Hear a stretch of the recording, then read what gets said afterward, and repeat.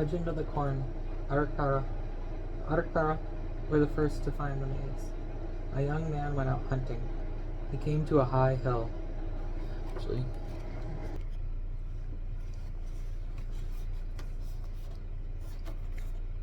looking down a valley, he saw a buffalo bowl near where two rivers joined. When the young man looked to see how he could kill the buffalo, he saw how beautiful the country was. The banks of the two rivers were low, with many trees. The buffalo faced the north. Therefore, he could not get within bowshot of him. He thought he should wait until the buffalo moved close to the banks of one of the rivers, or to a ravine where there were bushes and shrubs, so the young man waited. The sun went down before the buffalo moved. Nearly all night the hunter lay awake. He had little food. He felt sorry he could not reach the buffalo. Before the sun rose, he hurried up to the top of the hill. The buffalo just stood where it had, but it faced the east. Again he waited for it to move. He waited all day. When the sun went down, the buffalo still stood in the same place. Nearly all night the young man lay awake. He had very little food indeed. Next morning he rose early and came to the top of the hill just as the sun came up. The buffalo was still standing in the same place, but now it faced south. He waited all day, and the sun went down.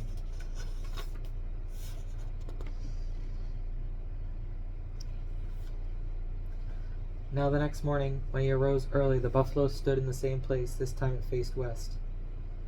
All day the young man waited, but the buffalo did not move.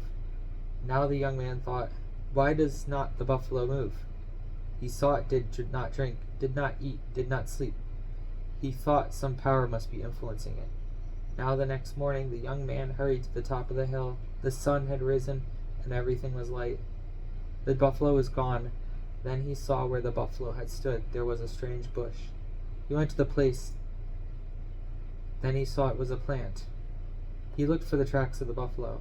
He saw where it had turned to the east and to the south and to the west. In the center, there was only one track. Out of it, the small plant had grown. There was no track to show where the buffalo had left the place. Then the hunter hurried to his village. Excuse me. Oh, goodness gracious. They saw the tracks of the buffalo as he had stood, but there were no tracks of his coming or going. So all the people knew that Wokhara had given this strange plant to the people. They knew of other plants they might eat. They knew there was a time when each plant was ripe. So they watched a strange plant, they guarded it and protected it. Then a flower appeared on the plant.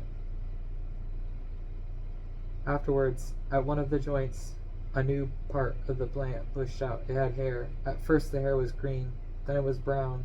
Then the people thought, perhaps this fruit is ripe. But they did not dare touch it. They met together. They looked at the plant. Then a young man said, "My life has not been good. If any evil comes to me, it will not matter." So the people were willing, and the young man put his hand on the plant and then on its fruit. He grasped the fruit boldly. He said to the people, "It is solid. It is ripe."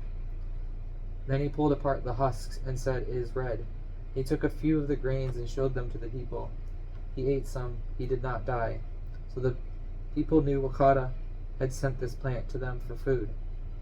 Now in the fall, when the prairie grass turns brown, the leaves of this plant also turn brown. Then the fruit was plucked and put away. After the winter was over, the kernels were divided. There were 4 to each family. Then the people moved to the lodges, to the place where the plant had grown. When the hills became green, they planted the seed of the strange plant. But first they built little mounds like the ones out of which it grew. So the fruit grew and ripened into many colors, red and yellow and white and blue. Then the next year there were many plants and many ears of corn. So they sent other tribes. They invited them to visit them and gave them some of the new food. Thus the Omahas came to have corn.